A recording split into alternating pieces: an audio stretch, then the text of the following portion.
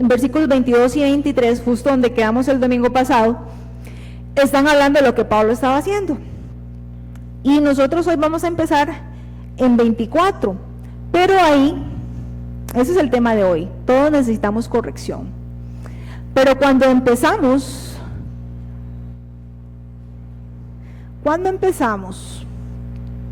dice el versículo 24, llegó entonces, y ese llegó es importante y ahorita nos vamos a volver a él. Llegó entonces a Éfeso un judío llamado Apolos, natural de Alejandría, varón elocuente, poderoso en las escrituras. Este había sido instruido en el camino del Señor, y siendo de espíritu fervoroso, hablaba y enseñaba diligentemente lo concerniente del Señor. Así que en este versículo 24 y 25, hasta ahí, vamos a aprender o vamos a ser desafiados por la palabra, de que nosotros necesitamos ser entusiastas al predicar, al enseñar la palabra. Y esto lo vemos conociendo a un personaje que entra aquí. ¿Cómo se presentó el personaje nuevo? ¿Se acuerdan del nombre? Apolos. Ese es un nombre interesante. Puse la reversa. Estábamos hablando que ahí ese llegó entonces, es el paréntesis que yo veo que se abre. Recordamos hasta la lección anterior que Pablo ha andado por toda esa parte dando vueltas, predicando y llevando el evangelio. Cuando dice en versículo 24 que Apolos llega a Éfeso, aquí, cuando Apolos llega aquí, ¿saben dónde está Pablo? Pablo está acá, en Corintio, predicando. ¿Y por qué esto es importante? ¿Por qué me detengo con este detalle en el mapa?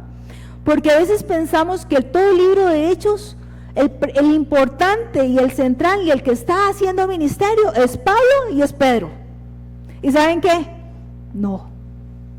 Es Pablo, es Pedro, es Apolos, es Sóstenes, ese que casi no se menciona, es Lucas, otro que no mencionamos, y otro montón de colaboradores que están haciendo. Y ese detalle nos ayuda, hermanos, a darnos cuenta que en este asunto de la enseñanza de la palabra en la iglesia hay campo para todos.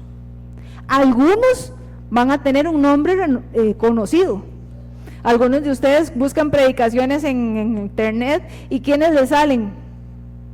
Unos predicadores ahí famosísimos, ¿verdad? No digamos nombres para no hacer propaganda, pero aparecen algunos predicadores famosos y usted de repente sigue alguno de ellos y hay algunos muy buenos que de verdad vale la pena escuchar.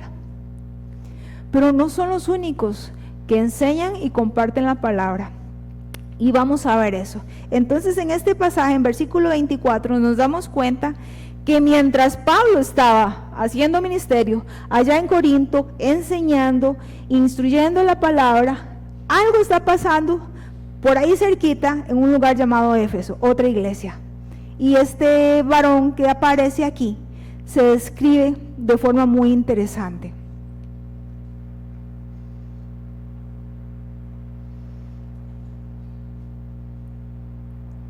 Aparece el famoso Apolos. Me llamó mucho la atención el nombre Apolos, porque Apolos es un judío. Y saben que Apolos es una palabra muy griega.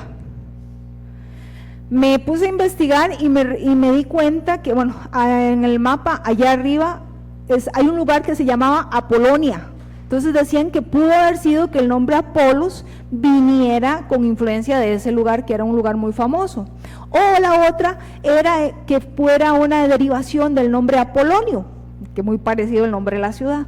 Entonces, el asunto es que este personaje, que es judío, porque la Biblia no lo explica como tal, tenía una influencia griega muy fuerte en él. Y él era nativo de una ciudad que se llama Alejandría. Para los que les gusta la historia, tal vez recordarán algunos lugares famosísimos de Alejandría. Entre ellos, una biblioteca que fue famosísima. Esas ruinas que ven ahí es lo que queda hoy de la biblioteca de Alejandría. Y en aquellos años era famosísima porque contaba con la suma de 49,000 tomos literarios. Y si pensamos en una época en la que no había internet, no había fotocopiadora, no había forma de multiplicar los libros y todo era con copistas a mano, pues eso era una maravilla. Y mucha gente se sentía muy emocionados por esa cantidad de información que tenían allí. Y entonces alrededor de Alejandría se desarrollaron muchos lugares donde la gente podía estudiar y podía volverse muy erudita.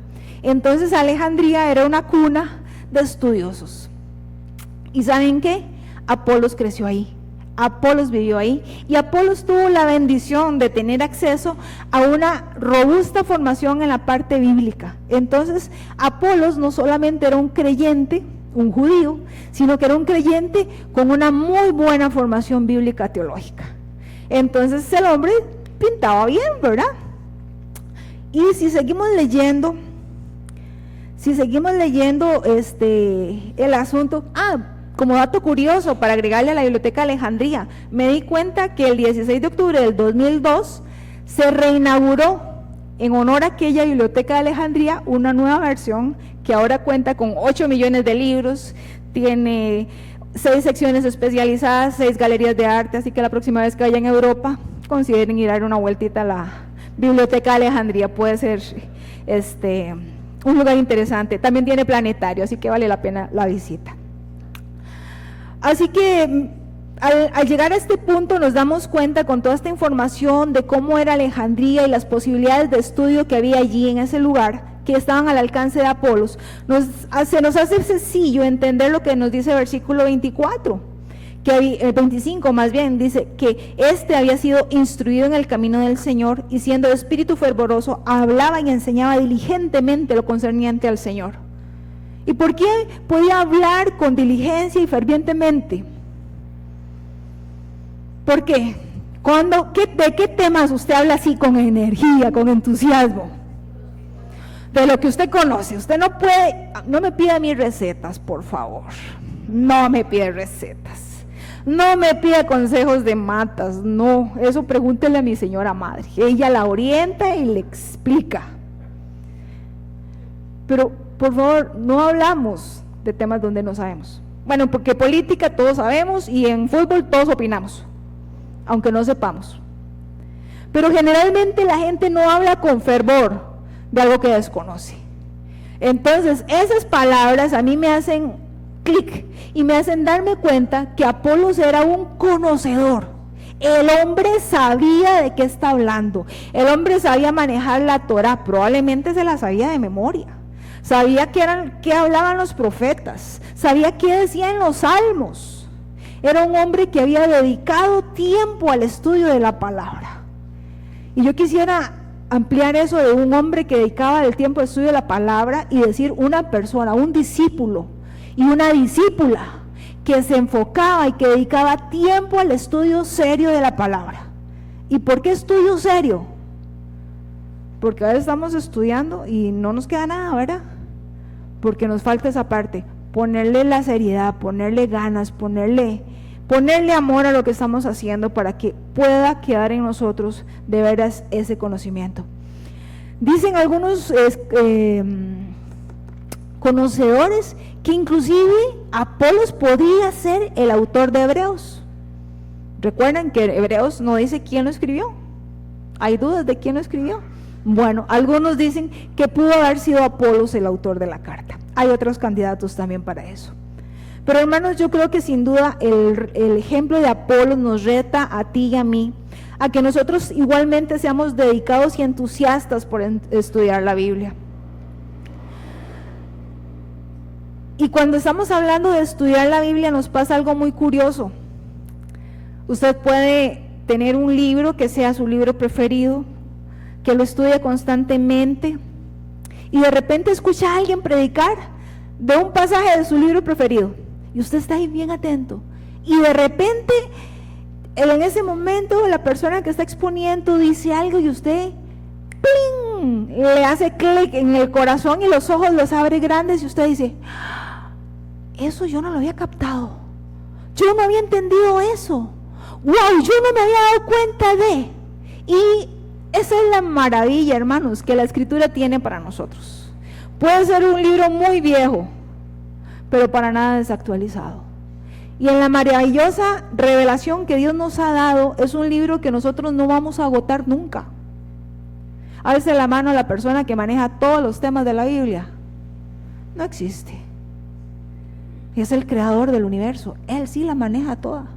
Nosotros tenemos que hacer la batallita y la lucha para ir entendiendo y para ir creciendo.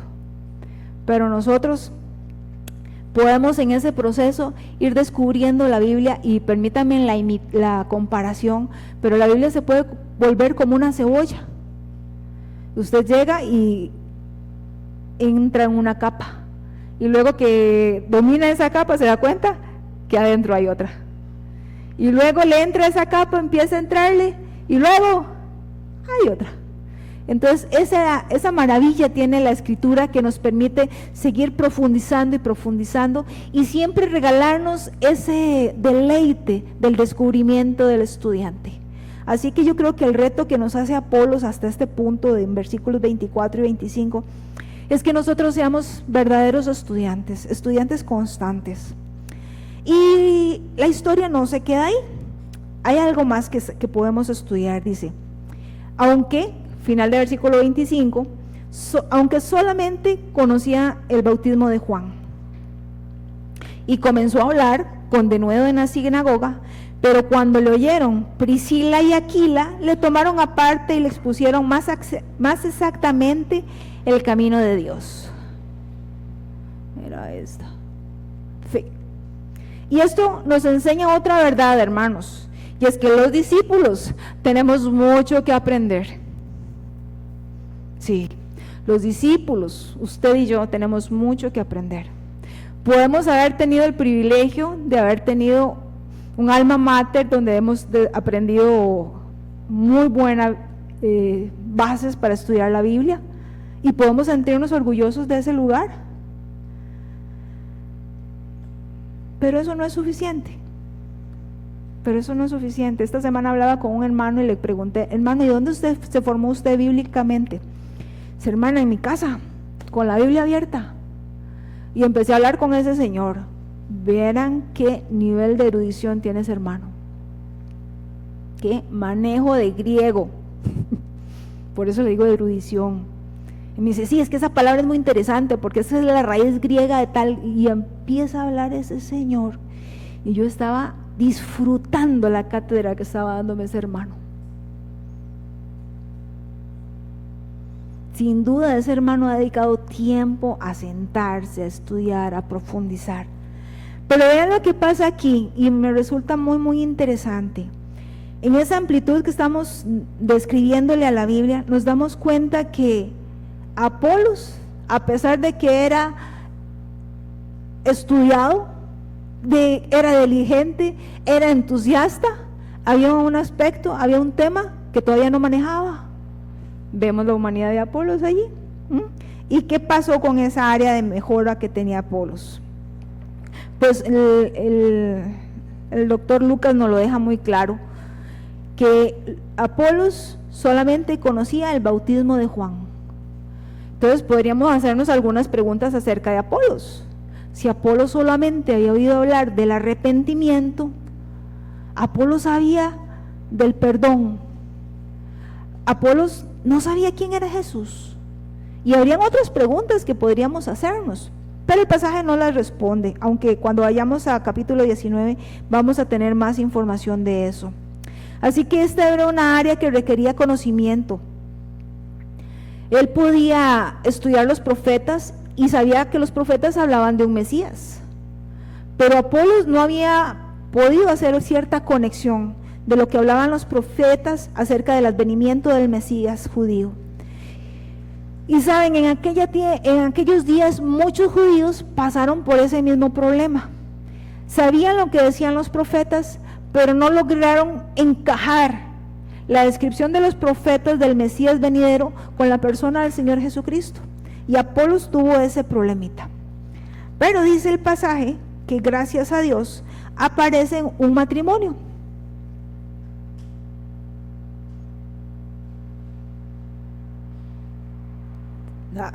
Siempre lo digo el que no es. Aparece un matrimonio muy particular. Llama la atención que cuando lo presentan dicen primero el nombre de la dama y después del caballero. Hay muchas teorías de por qué. Algunos dicen que es que ella era la que era más predominante en la pareja. Bueno, no sé. El asunto es que siempre que se mencionan en la Biblia, primero la mencionan a ella y después a él. Un dato interesante. El asunto es que ellos en conjunto tenían un ministerio muy importante. Si nos ponemos a buscar, nos vamos a dar cuenta que Priscila y Aquila tenían un trabajo de artesanos. Ellos construían carpas, hacían tiendas de campaña. ¿Qué otro predicador importante se acuerdan ustedes en la Biblia que hacía carpas? Exacto. ¿Y qué creen? En un campamento Pablo estaba haciendo tiendas a la par de de Priscila y Aquila, o Aquila y Priscila. ¿Y qué creen? ¿De qué creen ustedes que estaba hablando Pablo? Jesús, evidentemente. Entonces ellos estuvieron de 18 meses a más ahí trabajando cerca de Pablo, y probablemente mientras trabajaban hablaban, y cuando no estaban trabajando estaban estudiando y metidos en los rollos. Entonces ellos pudieron llevar un discipulado, se imaginan, con Pablo. O sea, eso debe haber sido exquisito, las conversaciones con el apóstol Pablo. Y muchos dicen, cuando yo llegue al cielo yo quiero ir a buscar al apóstol Pablo. Bueno, Priscila y Aquila tuvieron el honor de poder estudiar con ellos, con él, y ellos eran muy instruidos, conocían mucho. Pero hay un problema que se nos atraviesa aquí. ¿Cómo se habrán sentido Priscila y Aquila, una pareja de humildes artesanos, de llamar a don Apolos a decirle, ay hermanito, venga para explicarle? Yo no sé usted, y esto no está en la Biblia, esto es pura pensadera mía. Yo me imagino que a ellos les dio susto. Seguro Priscila le decía a Aquila, gordo, ¿y si se enoja? Ay amor, ¿y si nos manda por un tubo? Y yo no sé, pero piense cómo lo haría usted con su cónyuge de ese tema. Y si reacciona feo, y si se enoja, amor, si se ofende o no. Cuando nos toca que entrar en una conversación difícil, a veces pasan esas cosas. Pero saben, Aquila y Priscila no lo menciona expresamente el pasaje de la Biblia, pero yo estoy segura de que así fue, en obediencia a lo que el Espíritu Santo les estaba guiando a hacer. Hacen a un lado su miedo y llaman a aquel señorón. Y vean cómo lo hacen. Me encanta esa parte, porque no es hacerlo al hacerlo. Dice en la parte de abajo del versículo 26, dice, pero cuando lo oyeron Priscila y Aquila, le tomaron aparte y le expusieron más exactamente el camino de Dios. Me encanta ese y le pusieron aparte, porque ellos dos no lo humillaron. No, la idea no es humillar, y la idea no es, vamos, usted no sabe, la que sabe soy yo. No, esa no es la idea. La idea era ayudarle al hermano a complementar la información que él necesitaba tener para que él pudiera conectar toda la información de los profetas con la revelación del momento. El Mesías había nacido, ya había llegado. Ellos llevaban ¿cuántos años esperando al Mesías? Muchísimos años. Habían pasado generaciones de judíos esperando el nacimiento del Mesías, y se acababa de dar. Esto es parte de la revelación progresiva. Para nosotros es muy fácil entender ahora que él era, claro, porque nos están contando la historia 2000 años después. No hay que hacerle mente al asunto, pero ellos lo estaban viviendo, y muchos no entendían cómo embonar lo que los profetas decían con el increíble hombre Jesús de Nazaret que estaba caminando entre ellos, que algunos de ellos habían visto por ahí. Y esta es la parte que Apolos cede y conversa y estudia con los humildes Priscila y Aquila, y logra entender estos pasajes. Y es hermoso, hermanos, es hermoso que esto pase, porque no se dice, el pasaje no dice que Apolos haya reclamado, no se dice que Apolos haya brincado, no se dice nada. Más bien, si seguimos leyendo la escritura, después vamos a darnos cuenta en Corintios que por allá en un pasaje Pablo dice: hermanos, es que ustedes dicen que unos son de Pablo y que otros son de Apolos y que otros son de Cristo, y los empieza a regañar. Entonces, por ahí, por la evidencia de la Biblia, nos damos cuenta que Apolos siguió creciendo como predicador y fue un predicador famoso, e inclusive mucha gente quería estar en la iglesia de Apolos porque esa era la más caché. Bueno, el más caché es Jesús, que fue el que subió a la cruz y entregó su vida a cambio de la suya y de la mía. Ese sí es caché, y no caché, Él es el Rey. Y por eso hace un momento le adorábamos, y ante Él sí nos humillamos, y ante Él necesitamos depositarnos cada día para que Él nos enseñe. Él se encargará de mandarnos el maestro. Yo no sé en dónde tendrá que aprender usted, pero a mí el Señor me ha sentado en un caño a escuchar hablar a una persona y tener que quedar diciéndome: sí, tiene razón, sí, tiene razón. Como también he escuchado a la voz del Señor en el libro de algún hermano que escribió un libro. Pero hermanos, no perdamos esa actitud humilde de ser enseñables. Los discípulos son enseñables. Y es mentira ese refrán que dice que perro viejo no aprende trucos. Es mentira. Podemos estar viejos, pero sí, eso no es pecado. Nos estamos poniendo más viejos. O quien amaneció hoy más joven que ayer. Nos estamos poniendo viejos. Pero eso no quiere decir que ya no podamos aprender. Probablemente aprendamos más lento, o tengamos que ser más creativos, o tengamos que necesitar ayuda para poder estudiar ahora. Pero podemos seguir estudiando. Y lo que más necesitamos es una actitud humilde para ser enseñables. Si no, ni si el Señor manda a Pablo, vamos a encontrar un maestro a la altura de nosotros para aprender. Porque en el discípulo no hay lugar para la altivez, sino para una verdadera humildad.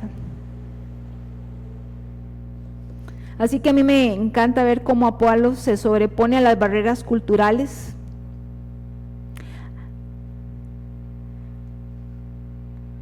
Y saben la otra cosa que no les dije de Priscila y Apolos, de Priscila y Aquila, que el otro punto difícil era justamente que Priscila estuviera enseñando. Saben, la cultura hebrea no es una cultura que favorezca a la mujer. Era bastante machista. La ley judía decía que para escuchar la voz de una mujer tenían que ir acompañada de 3 mujeres. O sea, para que una mujer pudiera ser testigo en un tribunal, tenían que ir 3 mujeres.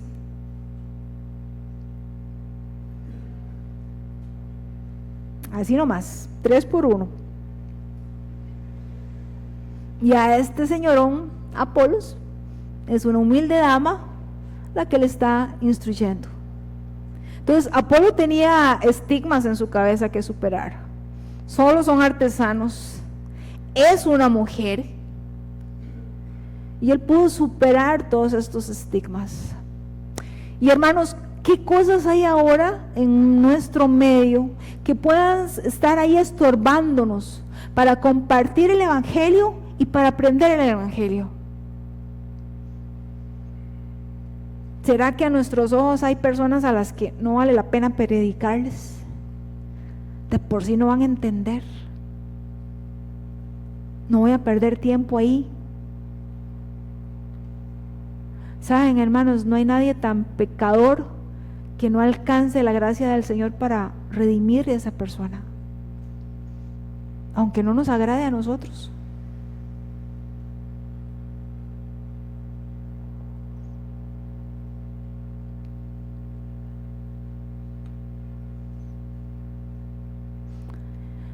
Y la otra cosa a la que se tuvo que sobreponer Apolos es que no hay nadie, por más humilde que parezca, que no pueda ser usado por el Señor para corregir nuestra vida. Y hermanos, ocupamos ese baño de humildad cada día. Lo necesitamos. Usted puede estar caminando muy bien con el Señor, pero eso no quiere decir que no estemos necesitando cambiar actitudes, reconocer pecados y ponernos a cuenta con Dios. Siempre hay áreas donde podemos mejorar y necesitamos tener la humildad de reconocerlas.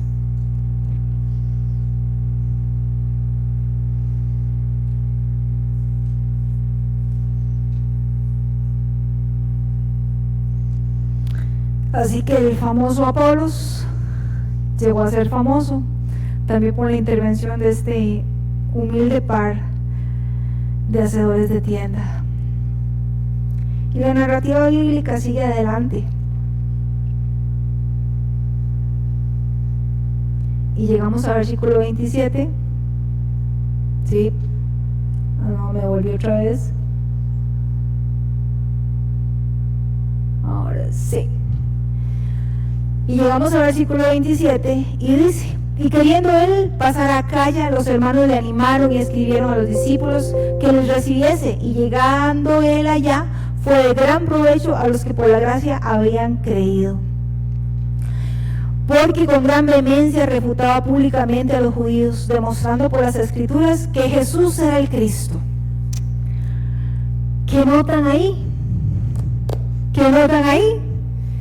¡Clic! Ya embonó la teoría, ya se dio cuenta dónde los profetas hablaban del Mesías y dónde el cumplimiento de la palabra se había dado en la persona de Jesús, y habían encajado perfectamente. Y esto es lo que nos dicen de la corrección. No vienen más detalles, así que uno podría pensar en qué más temas y podrías hacer todo un perfil ahí teológico de qué cosas se dijeron. No nos lo dice la escritura, así que podríamos dejarlo a nivel de pensar qué pasó. Pero nos damos cuenta que Apolo logra superar esa parte. Y este versículo nos enseña a nosotros que los discípulos debemos ser audaces. Apolo tenía un sueño, y lo dice en versículo 27, él quería llegar a Acaya. Él quería ir a Acaya y compartir la palabra con los hermanos de allá. ¿Y qué pasó en Éfeso? Los hermanos lo vieron trabajando, lo vieron enseñando, lo vieron sirviendo a la comunidad. ¿Y qué hicieron? Escribieron cartas de recomendación para que él llegara allá a la iglesia. Y dice que también lo animaron a que fuera. Entonces vean, el maestro también necesita la congregación para el ánimo. Así que qué bueno es que, hermanos, que también animemos a nuestros predicadores y también que les apoyemos, ¿verdad? Ahora, cuando tengamos que corregirlos, ya sabemos cómo es, en privado. Entonces, Apolos tenía ese plan de un proyecto misionero, y gracias a que los hermanos le apoyaron, pudieron llevarlo a cabo, ¿verdad? Y también los hermanos le dieron las cartas para que pudiera ir. Qué lindo es que los hermanos de Éfeso le escriben a los de Acaya para que ellos vayan y le reciban, y justamente eso pasa. Y ya en este momento, cuando Apolos llega a Acaya, nos da el texto, el panorama de que ya la predicación de Apolos era la exacta, la que tenemos hoy usted y yo, y decimos, bueno, qué dicha, funcionó bien el grupo, el centro, diríamos en mi época de estudiante, decíamos, no, vamos a un centro a estudiar. Ok, pues el centro que le dieron a Apolos dio el fruto que se esperaba. Y Apolo, como veíamos, era un predicador que sabía defender, refutar con eficaz las deficiencias de los judíos. En la próxima semana vamos a entrar en el capítulo 19 y hoy vamos a ver algunos ejemplos de qué eran esos asuntos teológicos, entonces no los vamos a tocar ahora. Pero queda en evidencia que la corrección de los hermanos fue de bendición. Así que la corrección que vivió Apolos le mejoró los resultados de su exposición. Ahora había más argumentos, más puntos de encuentro y hacía posible que ayudara a otros judíos a entender lo que él había logrado entender. Y es explícita la escritura cuando dice, y esa era la meta de Pablo y de todos los discípulos que quieran gritarle al mundo. O sea, todos debemos de gritarle esto al mundo, que en las escrituras se nos prometió un Mesías y que él ya está entre nosotros, ese Manuel, Dios está con nosotros. Y hermanos, no olvidemos ¿por qué tenemos un mapa allá atrás en la iglesia? ¿Por qué tenemos un mapa ahí en un lado? ¿Por qué tenemos un mapa en el salón multiusos? Porque hay mucha gente a lo largo del ancho mundo que todavía no saben que Dios está con nosotros, y también como iglesia nos debemos a ellos, así que no podemos olvidarnos de eso. Y la última cosa que aprendemos en esta sección, en este pasaje, me olvidé de volver. Sí, que necia. Es que el mío solo tiene una dirección. Y este es el final del pasaje. Hermanos, cuando el Señor nos da instrucción, es para que llevemos frutos. ¿Qué pasa si usted siembra un arbolito de naranjas y no da naranjas? Todo el mundo hizo, ¿viste, mami? En la casa tenemos un arbolito de naranja que dio 3 naranjas. Hace como 4 años. Y no ha vuelto a dar naranjas. ¿Y qué creen? ¿Qué creen? Yo ya me hubiera arrancado, pero la señora no me ha dejado. ¿Para qué sembramos un arbolito, hermanos? ¿Para que dé fruto? ¿Para que el Señor nos instruya en la palabra? Para lo mismo, para que demos fruto, para que compartamos este evangelio hermoso de salvación. La esperanza. Yo no sé cómo hace el mundo cuando estamos en problemas sin Cristo. Si a veces caminando con el Señor, confiando en sus promesas y tomados de su mano, uno siente el agua en la nariz, ¿cómo hace la gente que no tiene al Señor? ¿Cómo hacen? A mí no me sorprende la noticia de que alguien se tira de un puente. Claro, ese es el nivel de desesperación al que debe llegar una persona sin esperanza. Pero esa es la esperanza que está en mi corazón y en el suyo, hermano. Necesitamos compartirlo con las demás personas.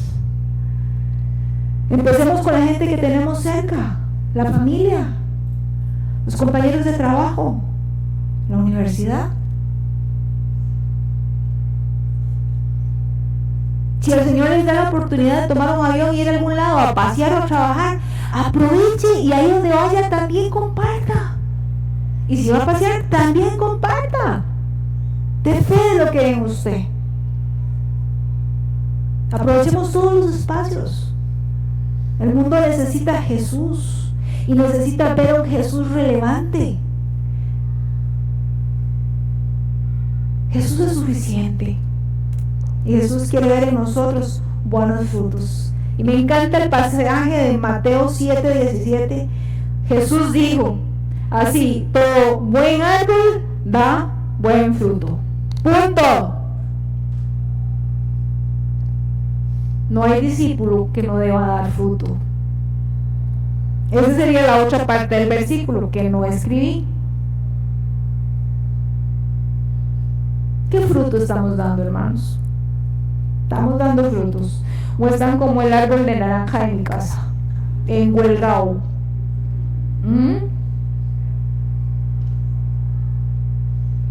La vez pasada me peleé con el higo. Mami tiene un arbolito de higo Y se hizo súper grande, grande, grande, un montón de hojas en el patio, un montón de sombra y nada de higos. Y llegué y lo regañé y me ignoró. Y lo corté. ¿Y saben qué? Ya empezó a echar fruto. Ya empezó a echar fruto. Y yo no lo corté porque no quería el árbol. Lo corté porque yo quería el fruto. Y saben, tener la oportunidad de cuidar los árboles del jardín, a mí me ha ayudado a entender esto. El Señor tiene que venir a podarnos. Los árboles ocupan que les entre claridad, que les entre sol. Y entonces hay que sacar la tijera y hay que podar las ramas secas, las ramas torcidas, para que las ramas robustas carguen fruto y den más cosecha. Nosotros somos iguales. Necesitamos que ese, ¿cómo se dice? ¿Cuál es esa profesión? El que...